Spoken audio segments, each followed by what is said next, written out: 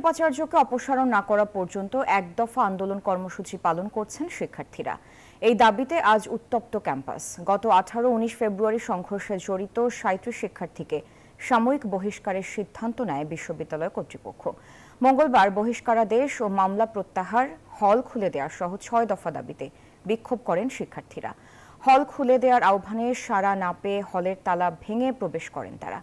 বর্তমান ইস্যুকে ভিন্ন খাতে নেওয়ার অপচেষ্টা চলছে অভিযোগ শিক্ষার্থীদের।